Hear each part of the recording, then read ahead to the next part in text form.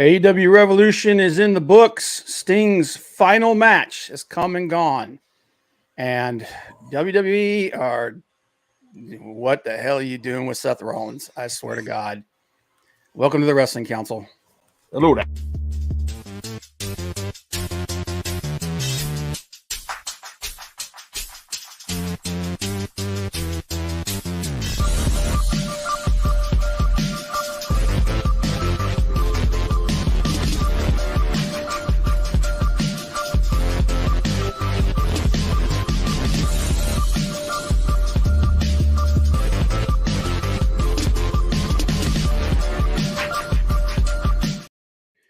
Welcome to the Wrestling Council. I'm your host, Comic Book Bob.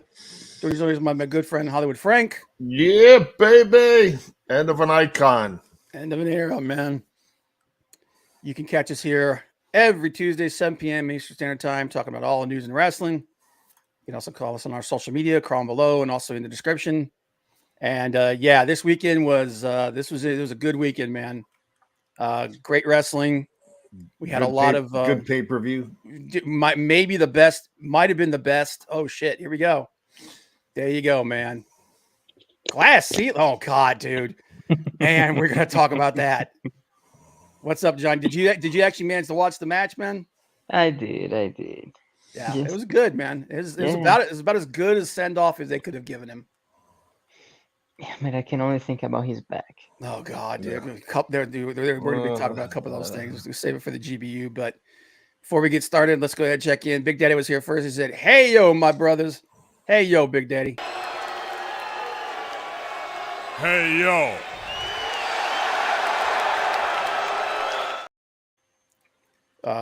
Guys, go and check out Big Daddy's channel. He was doing play-by-play on each of the matches. He gave his opinion on all of them. Good stuff over there. Maldacito said, "Sup, people? What's up, Maldacito? Sup? Sup? Sup? Sup? Sup? Hello. What's up? What's up?" Miss Saren is back early. Says, "Evening, everyone. Thanks for being here, Miss Saren. Appreciate it." But yeah, Jay. Here's Johnny. Hello. But no, it was a great pay-per-view, man. Like I said, it was very few complaints on that pay-per-view, man. Like there was just almost every match was good. Every match was at least good. I'd probably give it 8 out of 10, maybe 8.5.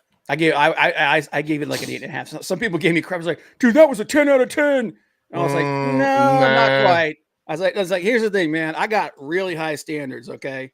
Like, I don't know. I could probably count on one hand the number of pay-per-views shows that I've watched that were 10s out of 10. But Hello, Cameron. yeah, it was a really, really good pay-per-view. Definitely the best pay-per-view they put on in at least since All In. I would put this right up there with All In as far as the quality of the matches and everything that was going on. Didn't get the surprises I thought we were going to get, but we did get a couple. But we'll get into that. But before we do that, Big Day said originally gave it a 7, but after watching it twice, 8 out of 10. Yeah, dude, it was a really, really solid show. Really solid show. And the two best matches of the night for me, Ospreay versus Takeshita. Holy shit, man. And the three-way for the world title, man. I thought those two matches were the best. Like I said, Sting's match, he went out as pretty much as good as they possibly could have made it, man. Yeah. And I know you were discussing it. And shout out to Boogie. Yep. Boogie Bentley. Thank you for stepping in with Rob on Sunday. The OG. I had to work, got my butt kicked a little bit, but I was able to sneak it at the end and the main event. Sting. Yep. The tag team match. So thank you, Boogie. Appreciate it, man. The OG of the Wrestling Council. Mounty C said the good for Sting, the bad, Boogie's missing, Kyle's return. That was awesome. Dude, I was laughing. After I jumped out of my chair and I was like, yeah, and then I was like, oh, Boogie's gonna be so pissed. Yeah, like Ospreay's bruised that. Dude, friggin' Darby's back. But let's not bury the lead, man. Before we get into it, let's go ahead and get into our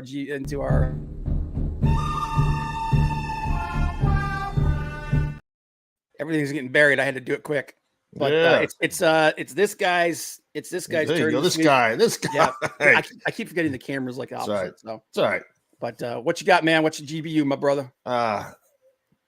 Cameron, first off, Cameron, give me a call sometime, man. Hope you're doing well.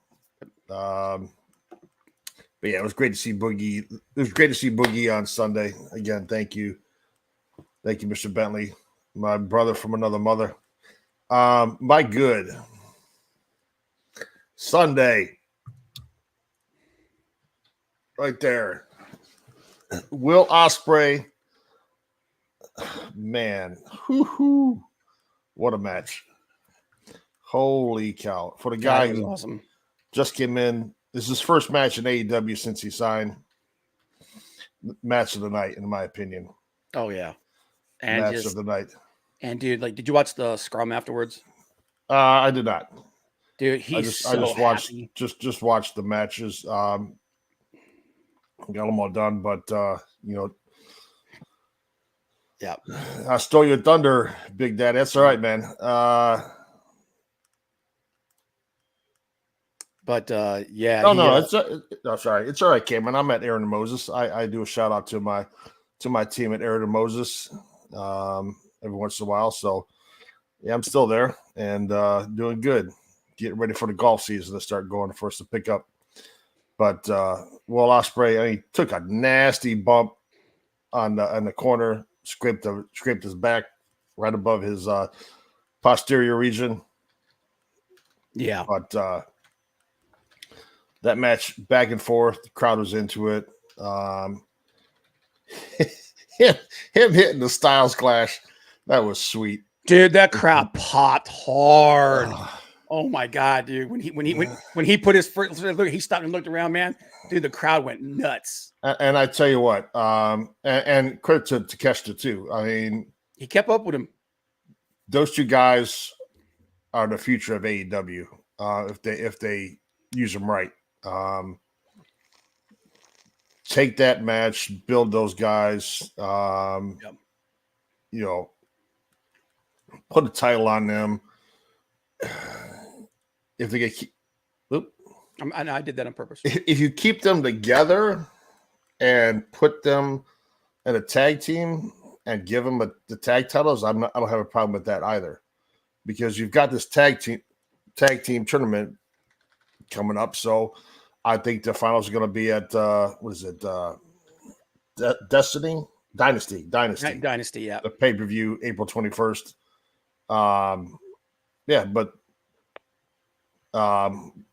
Put them in the tag title if they're going to keep them with the Don Callis family. Why not Will Ospreay? But the pay-per-view overall, from start to finish, I mean, the Deonna Purrazzo,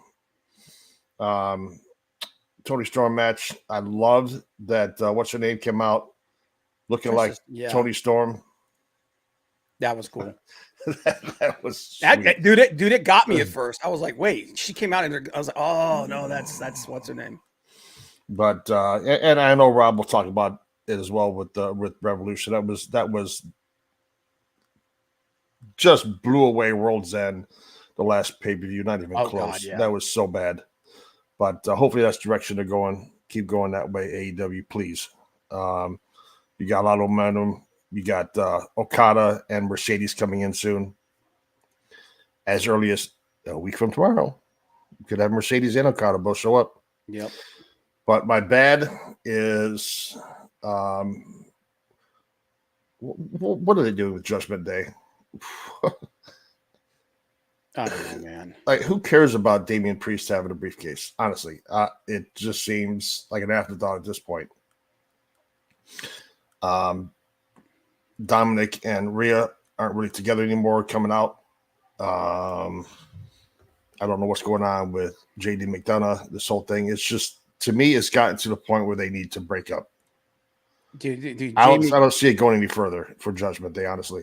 Jamie McDonough is like a nothing burger to me. Like he's a talented guy in the ring. He has no charisma. It's like he's like I was watching JD from New York, and he's just calling himself like JD McBig Mac and all this. He's pointless. Yeah, the Judgment Day to me is starting to get pointless. And my ugly is the women's division in WWE seems to be going this way. Yeah. They got like 3 or 4 they got like 3 or 4 good like stars, and then the rest of them are just there to be beaten. Why does the Kabuki Warriors, why do they need to have a mouthpiece with the Dakota Kai? They don't. I don't know, man. Tired of WWE feeling that you had to be able to speak English to be able to get over in this promotion. You had to speak fluent English to be able to get over. Dude, look at AEW, man. Takeshita is crazy. Takeshita is over as hell, man. Freaking even though she hasn't been on TV for a while because she went home to Japan for a while. Freaking Shida, crazy over, man. Every time Okada shows up, the freaking place loses it. Those guys, they don't speak a lick of English.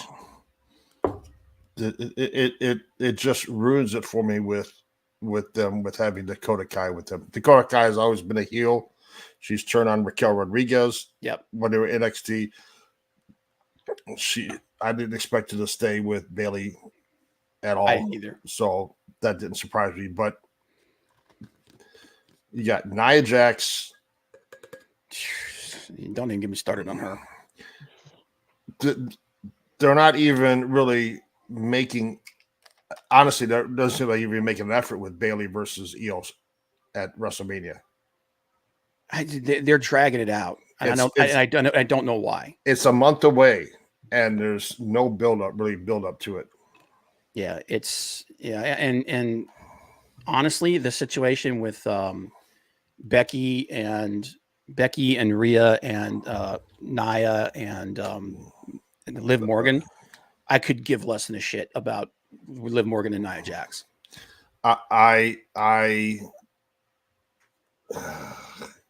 They overused her before, but I miss Charlotte.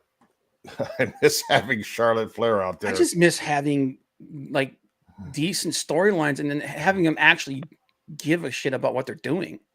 Right now, it just feels like so much going through the motions. You know what I mean? Yeah, just the women's division, just to be honest, is taking it back. Has gone downhill, and AEW is getting better. They're going to get even better when you bring back Jamie Hayter. Jamie Hayter, when Mercedes shows up. You never know. I mean, it's a possibility. Julia can show up there. You never know. She hasn't signed officially with the E, so anything's possible. Yeah. Well, I know that she said that she's going to help what's his name start his new promotion before she goes anywhere. Rossi, something else. Yeah, Rossi. Yeah. Yeah. And you've got Serena Deeb, you've got Sheeta, you've got Thunder Rosa there. I mean, it's even as green as she was when she first started, Britt Baker has gotten a lot better. I mean, yeah, she's overexposed, but the fact that she's been gone for a while, I think that helps. You've got and the E's got to figure out something with Jade Cargill. They really do. Yeah, I mean, we'll see what's going to happen. But that's my GBU, man. They did share Bob's opinion on Maxine Dupree in the house show, though. Dude, I want to tell you. Listen, okay. Oh, that's another one. I forgot about her. She's just because she's just awful. She's terrible. She's absolutely terrible. But here's the thing. Like everyone's like, no, you shouldn't be booing her. It's like, how the hell else are people supposed to know to make it clear that they don't want to see that? That's the only way they can. Is by booing it and letting them know, hey, we don't want to see this on our television. Get it out of here. So, and here's the thing: if that's enough to break you in this business, you're in the wrong damn business. Okay, you got to do what they did in the past, man. Look, freaking like I said, what's his name? Kurt Angle turned it into his friggin' theme song. So deal with it. So suck it up and deal with it. What she should not be in the ring match. She should not be in matches. She is nowhere near ready. She's nowhere near ready to even be in the ring, much less be featured in a match. She is beyond green, dude. She's incapable. She didn't even react to the bonsai drop from Nia Jax. That was so It's awful, like, dude. that Just stiff as a board. And that here's was the thing. funny. I don't really blame her for this. I blame them. She should not be, put her in there as a valet, leave her as a valet until she needs at least a year or two in the freaking she needs at least a year or two in the freaking in the performance center before she even thinks about being in the ring. Yeah, oh Jesus God, yeah, we're gonna get into that. Dude, I'm gonna tell you what, that was the one thing I was like, yeah, I didn't need to see that. All right. And they showed his back multiple times. God, dude. Might as well for getting all that color. But yeah, my GBU, my good. I'm right there with you, man. AEW Revolution, Ospreay versus Takeshita. Like me and Big Daddy were kind of talking about it a little bit when he was doing his video. Takeshita just has it, man. He has that it factor, and it's like we know all of his moves. We know all of his moves. We know what's going on. The thing is, oh shit. There we go. Just say if you want to leave me up there all day, it's okay. Yeah, I'm sorry. That's okay. But, if you want to make me front and center there for the whole show, that's fine. Just trying something new. But the thing about Will Ospreay is that when he executes flawlessly. He executes like his moves. Not only are they textbook, but he puts like a little extra oomph on it, and it just looks fantastic. And his speed, man, his speed is insane. That there were a couple of exchanges between him and Takeshita where it was like, how like sometimes when you have like an exchange like that where they go move for move for move for move, counter for counter, things like that, it kind of looks a little janky sometimes because like the speed's not there or there's like the connection's not quite there. With Ospreay, it's instantaneous, man. It's boom, boom, boom, boom, boom. It's his execution is next level. He's that freaking good. And he's got, and on top of that, he's, like I said, he learned how to pace his matches. Used to be, it was just pure chaos. He was throwing those matches, those moves 1,000 miles an hour. There was no storytelling in between. And now he figured it out.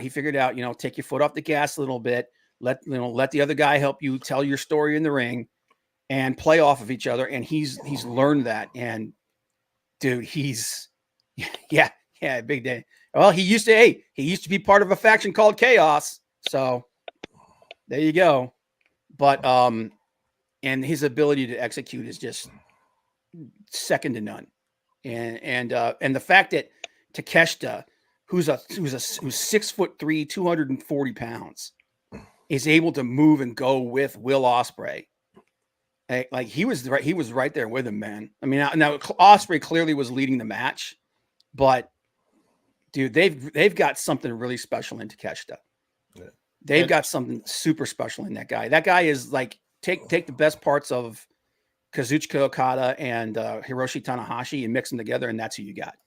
And to be able to go from move to counter move, just flawlessly was awesome. Yeah. And it's like I said, that one move in the corner where Ospreay slipped, that was actually Ospreay. His foot slipped off before he was able to pull the move off. So, that shit happens sometimes. But yeah, that match of the night, in my opinion, man, one of the best matches. That's contender for match of the year right now, even though we're only 3 months in. But everything else, man, like Sting's last match, like I said, that was the best send-off. That was about as good a send-off as it could possibly do for him. The three-way between Joe, Swerve, and Hangman, dude, I'm telling you, the future of AEW, if they really, really want to grab the reins and take off with it, Will Ospreay, Swerve, MJF, I'd even throw, if they do him right, you could put Wardlow in there. I think Hangman's got huge upside, man. Huge upside. Like the way that he was working in that match, dude's awesome, man. Like he gets a lot of crap because he's connected to the elite, and there's people that just don't like Omega and the Bucks. But then you throw in Okada, You've got Jay White. Jay White. I mean, like that's who they should build this company around. And I do like the fact that starting at Big Business, we're going to start getting Jay White in singles matches again.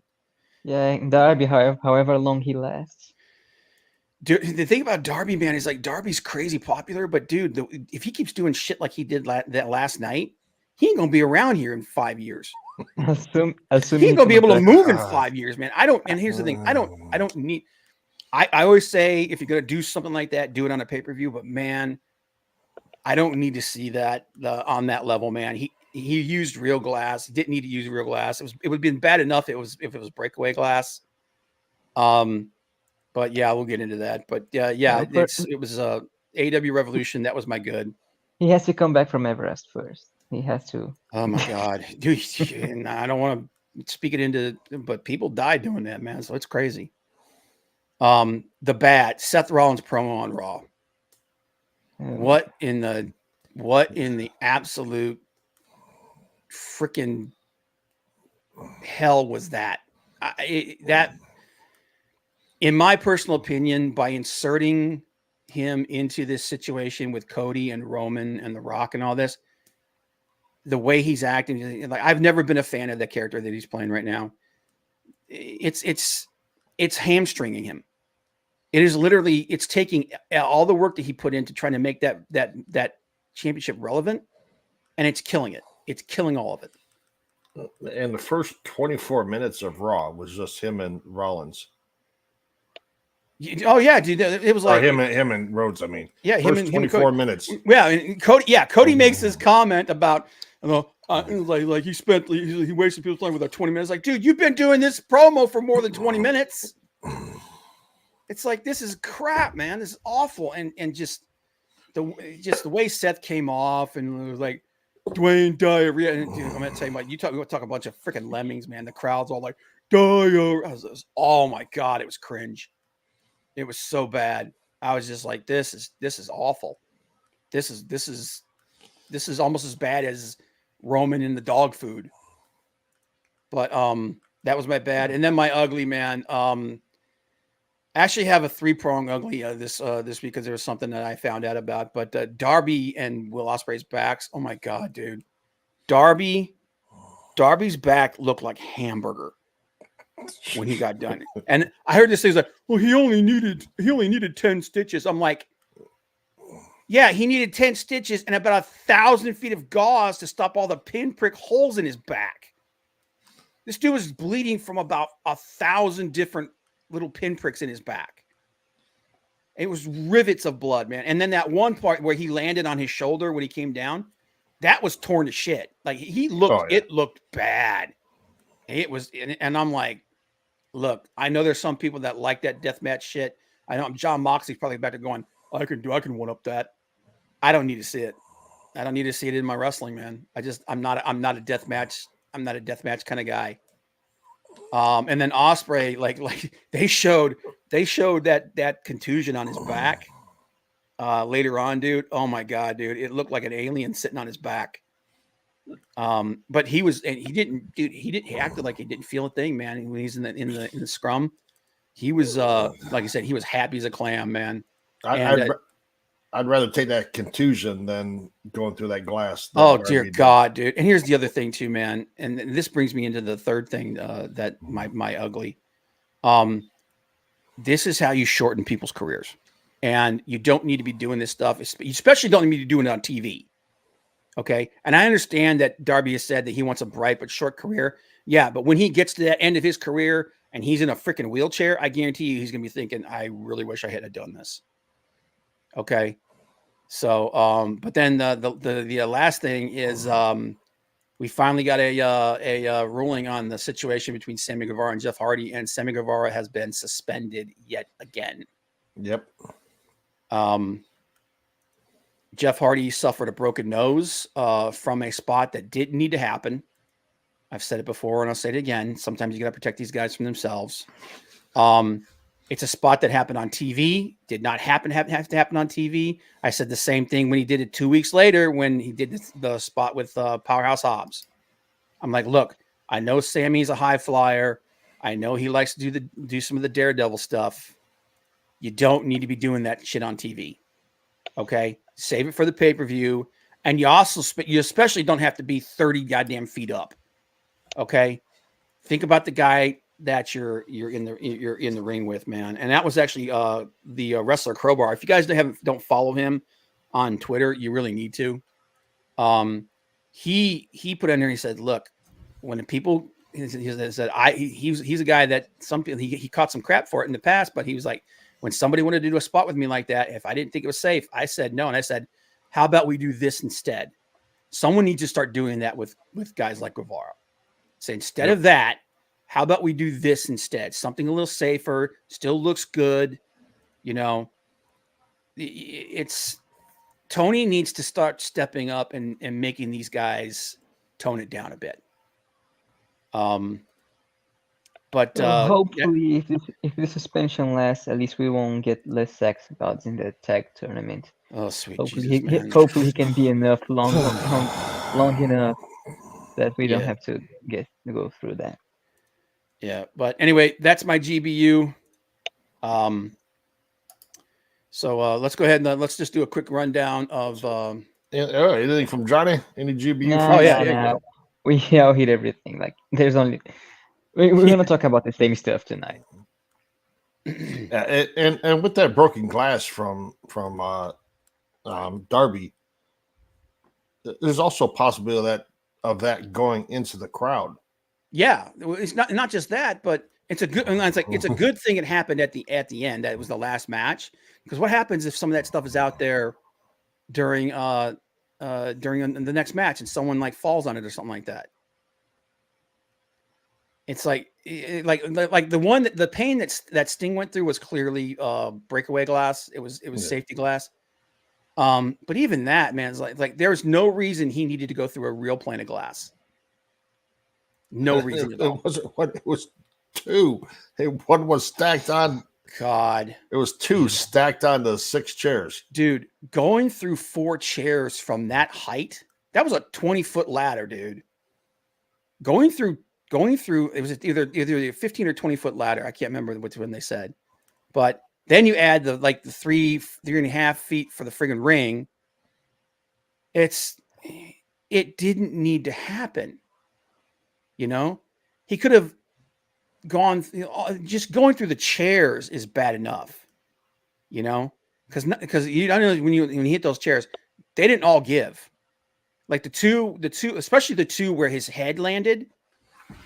The two where his head landed, they just like pushed away. They just pushed out and pushed away. So his head hit those friggin'. I was like, dude, the back of his head hit that. I'm like, bro, no, you don't need to be doing this crap. It's ridiculous, man. And to be honest, that took me out of the match for a minute. I was just like, oh, sweet Jesus, dude. It was nice that Sting's boys were out there. One dressed as the old surfer colored Sting. face paint, surfer, and the other one dressed as with the red face paint with the jacket. Yeah, the wolf pack. Yeah, but we'll go bust through this thing real quick here. Give our impressions of the matches. Did you go back and watch the rest of the show? I watched the whole thing. Okay. I actually did go back and watch the 0 hour. I did not see that. I did. Julia Hart and Sky Blue versus Chris Stanley and Willow Nightingale. It was all right. It was a pretty standard women's match. You know, it wasn't nothing. It wasn't anything to write home about. The Bang Bang Scissor Gang versus Jay Lethal, Jeff Jarrett, Satnam Singh, Willie Mack, Private Party. I hated this match. I'm glad it wasn't on the main show. 2, can we please get Bullet Club Gold to turn on these guys now, please? I can't stand watching them together. It's awful.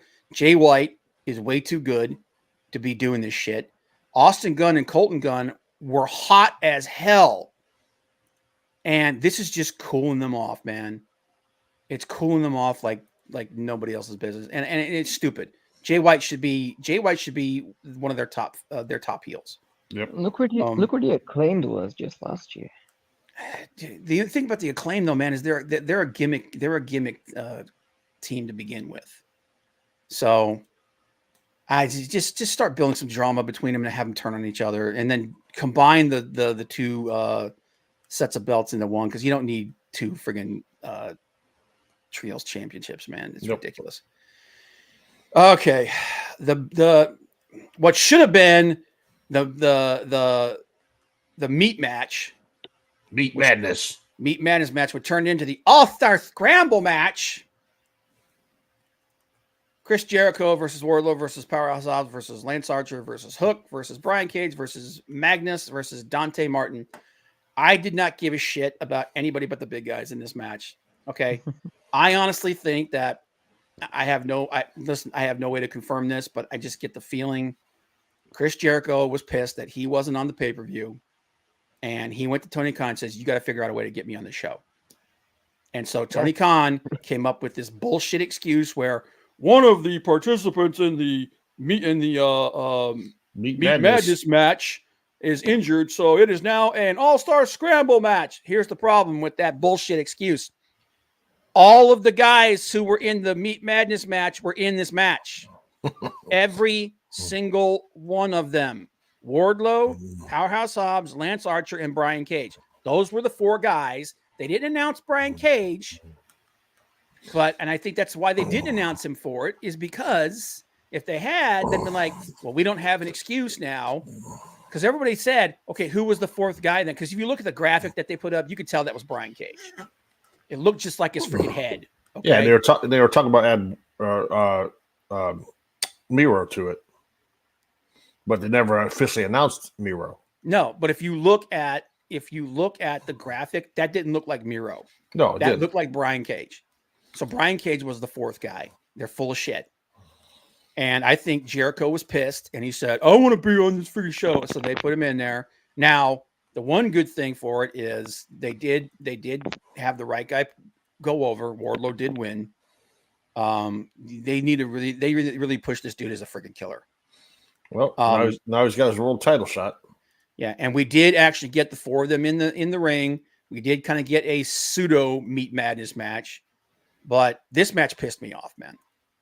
And it's nothing against the other guys that were in it. Although I will say I'm done with Hook. I'm done with Hook. He's got no personality. Look, he looks good. He's got a good look to him. He's in the ring. He needs to put on about 20 pounds of muscle. Okay. He needs. Look, I'll be flat out like transparent. This dude needs to get on gear. He needs to get on gear, and he needs to get on gear yesterday. Okay. He's too small to be murking these guys that are twice his size. Okay. Either that or start marketing him like a lightweight. Create. And I've said this before. The AEW has got enough small guys. They could have a junior heavyweight division, and a really good one at that. Yep. So if you're going to do that, do that. But this crap where he's beating the shit out of guys like Joe, no, it's stupid. Okay. On top of that, he has no personality. And I'm just tired of it. I'm tired of waiting for them to like develop this dude. So, it is what it is. First real good match of the night, FTR versus Blackpool Combat Club. I agree with Big Daddy. I do not think that BCC should have beaten FTR, at least not here. I'm sure that this thing's going to continue down the road. This situation between them is not over. Yeah, you got a tag team tournament coming up. Yeah, and I do think that it's going to end up. I hope they really bring in some more some more tag team guys. Put some of these guys back together. I know that Ray Phoenix is about ready to I think he's healed up and he's ready to go. So we'll get the Lucha Brothers back. I don't know why. We know Santana and Ortiz are not winning it. Well, yeah, because he's gone now, which that sucks. They should have had it. Those guys should have had at least one run with the tag titles. I would like them to. I don't know why they haven't, but I wish they would sign the Von Erichs. That would be awesome to see them in there.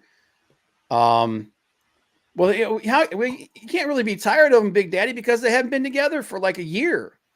They've been like they've been either one or the other has been injured for like the last 8 or 9 months.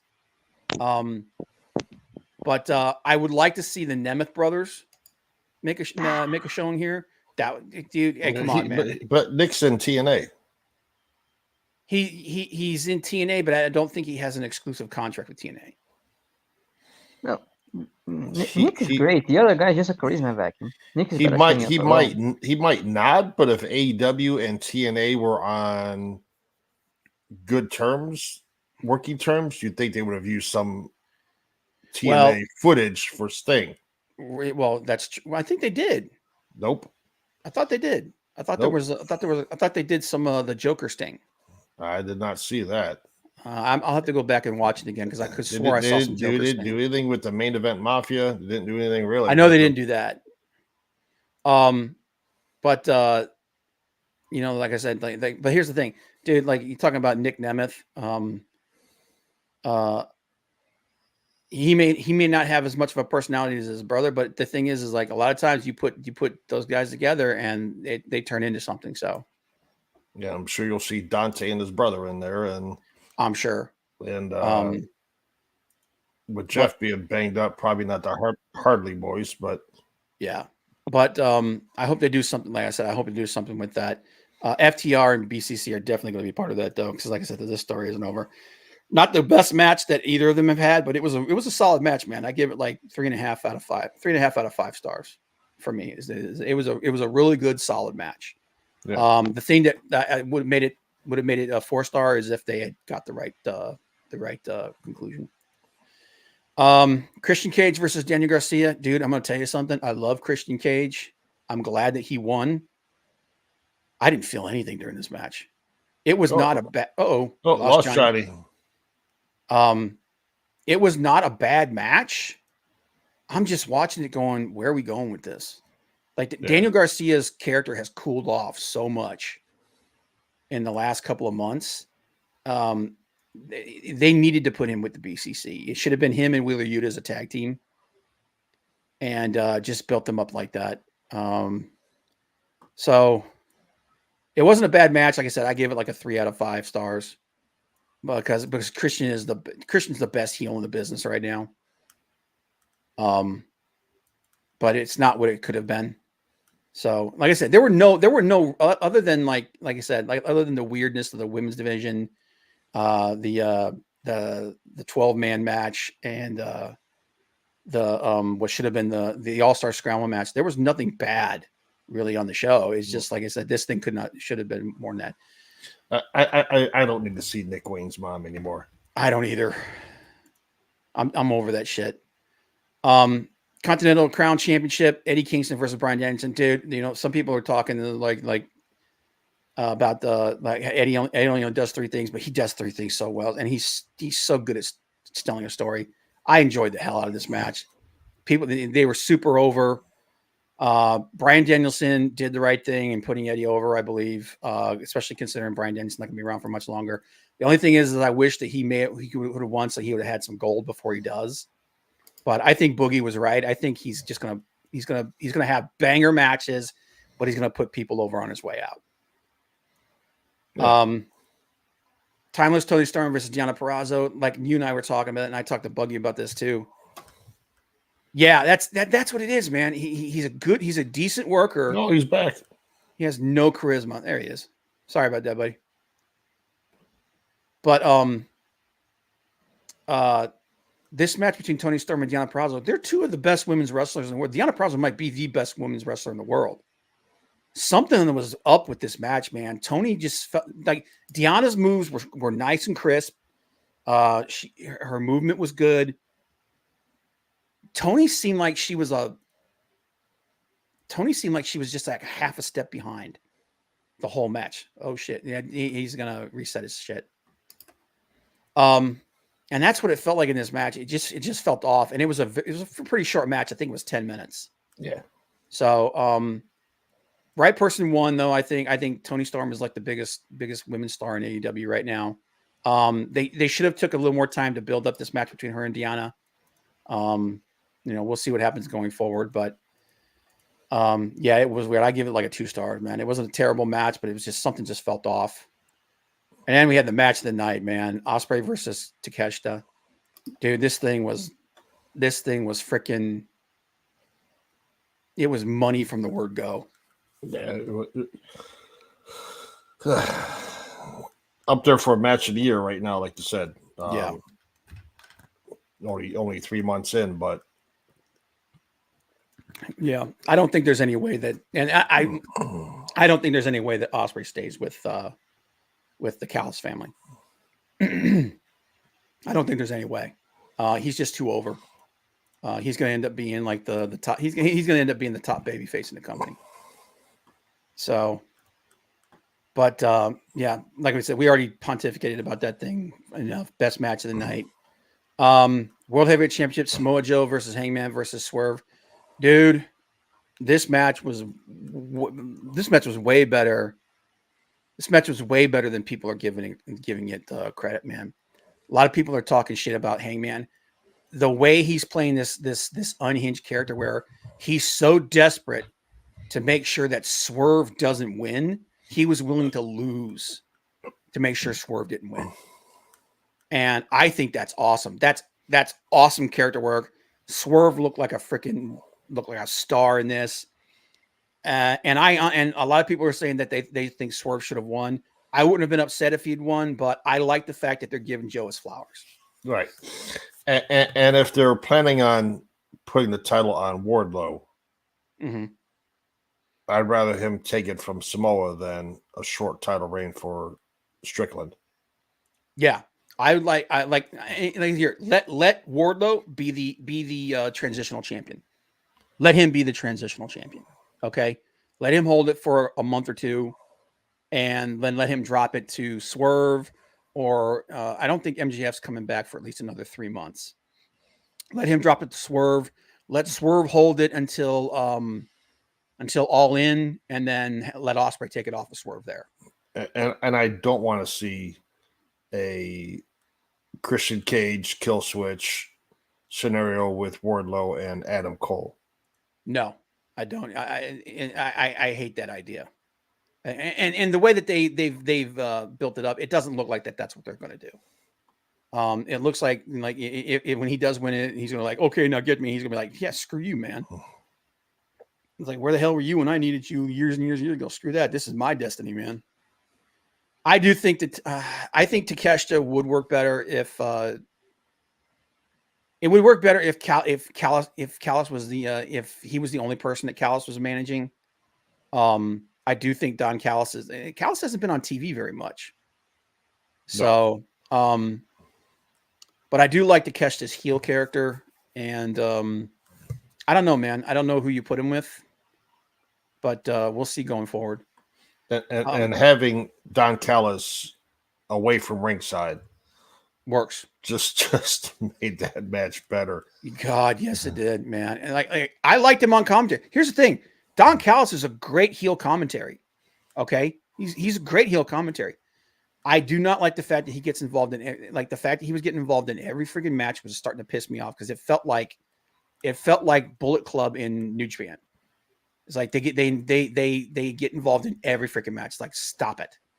This pissed me off. Orange Cassidy versus Roderick Strong. Thank Jesus, thank Buddha, thank Krishna that they took that goddamn belt off pockets. Yes. Look, he's a great worker. He's over, but he did not need to be the international champion for that long.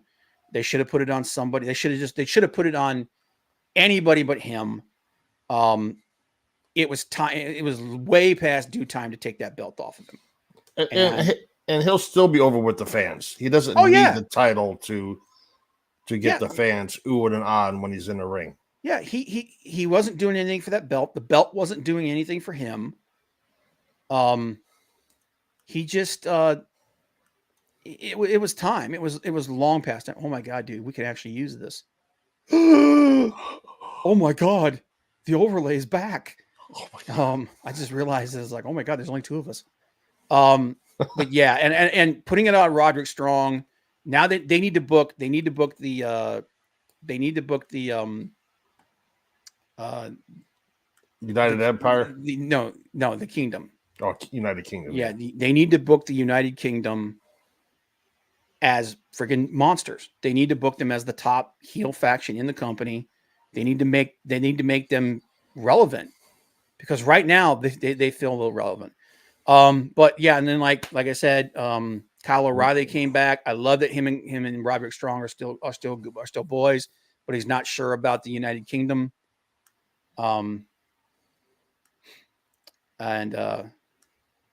I just and dude, that was freaking awesome, man. And if you guys didn't you go back and watch him when I freaking saw him show up.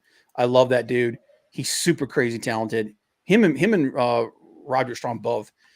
I'm glad that Roderick stopped doing the stupid Adam. God, I hated that. I just wanted to just jam a friggin' screwdriver in my ear every time I heard it. But yeah, they need to book these guys like killers and really make them look good. And then obviously the AEW Tag Team Championship match, Sting's last match, Sting and Darby versus the Bucks. I know a lot of people were taking a crap on this, but this is the match that Sting wanted. They let him choose who he wanted to go against, and he said he wanted it to be the Bucks.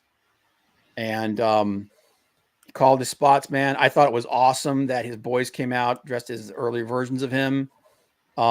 His music. Yep. He came out with Seek and Destroy, man. I thought that was badass, man. I love that song, and him and that being his theme music, it kicked ass, man. You really couldn't have sent this guy out any better. Bucks did a great job of making them look good, and like I said, I could have done without the Darby bump through the chairs and the glass, but this was the way that I think the only thing I think I really still would have liked to have seen. I would have liked to have seen Flair turn on Sting and side with the Bucks to screw Sting over one last time. Sting powers through it, makes his way out of it, and gets the win. He goes out on top the way that he should. Definitely better than the way WWE did him. Better than the way it happened in TNA. Better than the way it happened in WCW. So he went out on his own terms. He's clearly going to still be involved with the company and behind the scenes and whatnot. Yeah. But undefeated.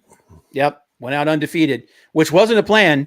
They didn't plan for him to be undefeated through the 3 years he's been there. It just happened. But awesome way I thought it was awesome the way he went out. He went out, like I said, he went out on his terms, and it's bittersweet, man, because I love the dude. Yeah, I'm just happy that the Bucks didn't win, because I didn't want them being tag champions again. No. And like I said, doing the tournament thing is the right idea. I don't know about doing like the March Madness bracket kind of thing.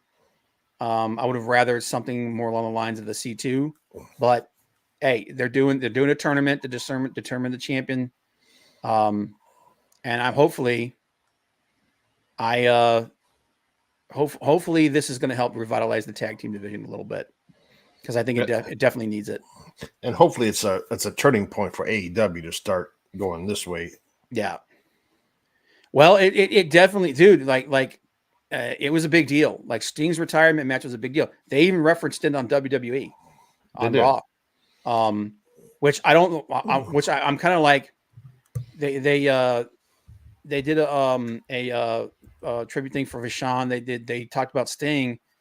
Nobody said anything about Virgil, which I thought was like a big oversight. So, but yeah, that was Revolution, man. And like I said, really great pay-per-view. One of the best pay-per-views that AEW's put on, in my personal opinion. And I'm excited to see what happens on Dynamite. And you mentioned it. I mean, we lost, Soul Train Jones. Yep.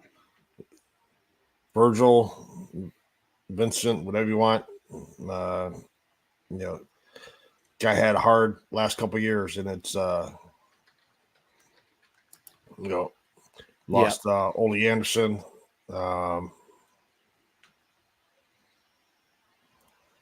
Oh, okay. Oh, yeah. I saw something you sent me. I was watching a little bit of it, Big Daddy, before we came on.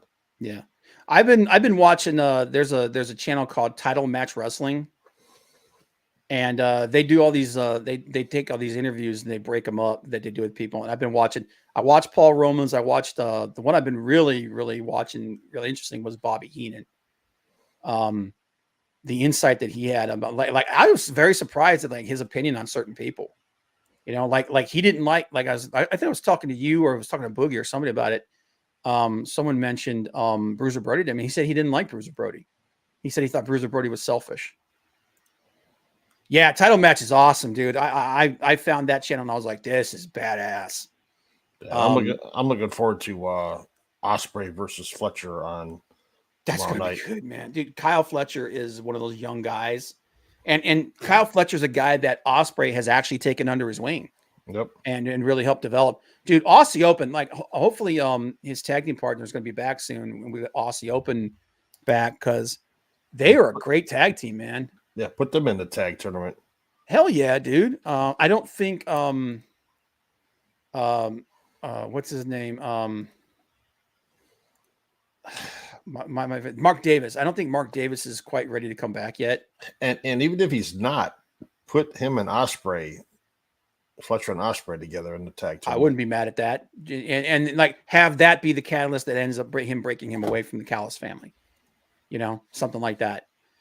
But real quick, I did want to touch on this last thing we were talking about. So we're on the road to WrestleMania. And last night we got Seth Rollins and Cody Rhodes in a really long promo. And I'll be honest with you, man, the way that they have been treating Seth Rollins in this whole situation, they have just been taking an absolute dump on Seth and that world championship that he has, that world heavyweight championship that he's got. And like, they couldn't have made him seem more irrelevant if they had freaking tried. At this point, I really do think, I think the IC title is the number 2 belt in WWE. It's the one that matters the most because Gunther is making that belt matter. And the way that they're booking it, they're booking Gunther like a monster. They're booking Gunther like freaking Jaws, who's sitting out here like slowly circling, and eventually is going to pounce on the world title scene. Okay. And he's going to come in there and he's going to destroy. That's the way they've been booking Gunther. The way they've been booking Seth is a freaking clown. He's a clown. I hate the stupid. I hate the stupid outfits. His song sucks. The way that they're presenting him is just, I'm done with this shit. And now you got him wrestling twice on night 1. Yep. Who he's like, I've been cleared, and I'm like, I'm calling bullshit on that. So he's going to be probably the curtain jerker on night 1, and then the main event on night 1. Like, I'm thinking more and more that the main event night 1 with him versus Drew McIntyre, that Priest cashes in and wins. At this point, I don't care what he does. I don't care. Like they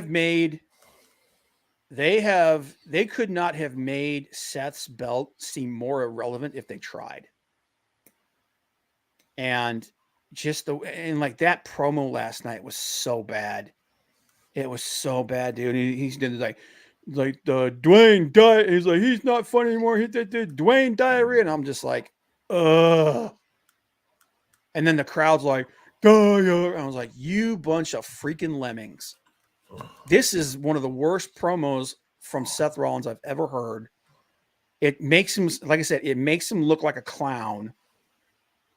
It makes it like you could tell, dude, Cody didn't even seem like he wanted to be in the ring during this whole thing.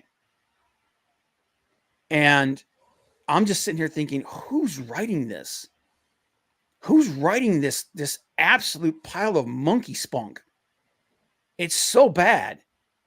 And it makes Seth look bad. It makes Cody look bad. Yep. It makes the whole thing seem stupid. And I'm just like, what is going on, man? I just it's almost like they are deliberately doing this so that whenever someone comes in, like, are they doing this so that Priest can, like you said, Priest can cash in on Seth, take the belt, and then a little bit down the line, they finally push Gunther into the world title scene and let him build this belt up, book him the way that they did when he had the IC belt? Because I don't know. Am I missing something? Am I being too critical of this? Nope. Because it just seems so counterproductive. Big Daddy, I have no problem with Paul Heyman being inducted to the Hall of Fame, and like you said last night, it's in Philadelphia, the birthplace of ECW. So what better place? Yeah. I actually agree with that, Johnny. I think Cornette and him both deserve to be there. Dude, yeah, you really want to start some shit? Have Cornette induct him. Have Cornette inducted at the same time. Have Cornette induct him at the same time, man, and have the same person induct him. Have it be like someone that's connected to both of them, like Tommy Dreamer. dude, have them just like finagle it so they're both on the friggin' stage at the same time and just watch Cornette's friggin' nugget explode. But no, I think he 100% deserves. Dude, that guy's been in the business forever and a day. Created ECW, you can still see ECW's fingerprints. ECW, oh god, yeah, King Kong Bundy, friggin' Ivan Koloff, hell yeah. Ivan Koloff was awesome. I loved that dude. Ivan Koloff was one of the best friggin' heel wrestlers of all time. Yep. I loved Ivan Koloff. Especially when it was him and Nikita. Dude, friggin' that guy was awesome, man. He and Bundy, man. Dude, I know it's not his best match. But you know the friggin' match that I remember King Kong Bundy for WrestleMania 3 versus the midgets. Yep. And he just like Little Beaver. He just slammed Little Beaver. Just splashed him all. Oh my god, dude. I'm like, that guy's dead. That guy's dead. Oh yeah, dude. The Koloff was the man for a while. I loved him, man. And and speaking of Nikita Koloff, he was actually at Sting's match. There was a bunch of people at Sting's match that they didn't announce. Like, I didn't know. I thought because Luger was there, but they just didn't show him or anything. But Magnum TA was there. Nikita Koloff was there. Bundy and Hogan at WrestleMania 2 was good. Yeah, dude, King Kong Bundy was a big deal, man. Good worker too. But yeah, I just to put the final touches on this whole thing with Seth. I desperately want this guy to move on from this character. Yeah, but you know what? That's Vince, man. One year you're a darling with him. The next year he couldn't care less if you existed. Yep. So, but this situation with Seth, like they are alluding to the fact that Chad Gable is going to beat Gunther. I hope so for the IC belt. And I swear to God, if he is not immediately in, like if they do have Priest cash in on Seth and take that belt from him, the very next week on Raw, they've got to have Gunther come out and make it clear he's coming for that belt. They have to. If they want that belt to have any relevancy after what they've done to it, they need to put it to someone like Gunther and then book him the way that they've booked him with the IC belt and let him keep the damn thing. So, but I think that's about it. Yeah. The only thing I would say with WWE is they also need to move on from Screechy Samantha Irvin. God, it's that makes me want to stab myself in the ears with a pencil. Listen to her screeching. Yeah, Yeah, I touched briefly on the Rock's promo. I actually liked Rock's promo. Outside of the stuff that he's talking about Seth. Like I don't understand why they need to bury Seth and that belt like this. They have made they've just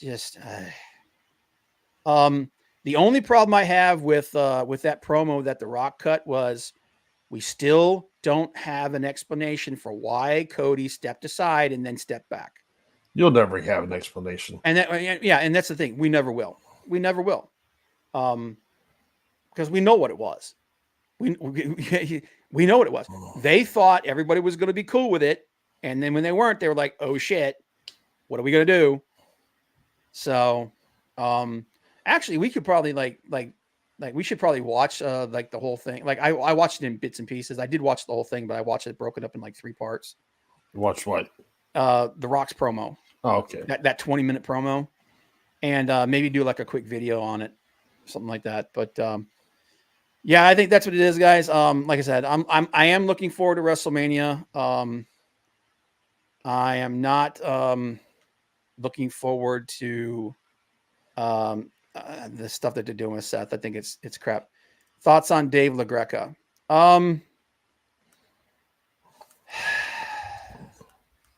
He's not wrong.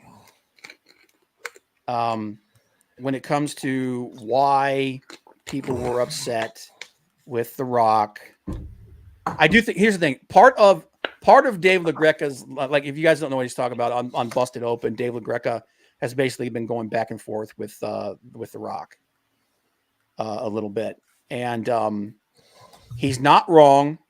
I think he is 100% kind of playing a character. He's kind of like foaming at the mouth, mad at The Rock and all this shit. I do think that a big part of it is he's kind of playing a character, but he's not wrong, and that's why people were upset when they announced that Cody wasn't going to be facing Roman and it was going to be The Rock. He's right.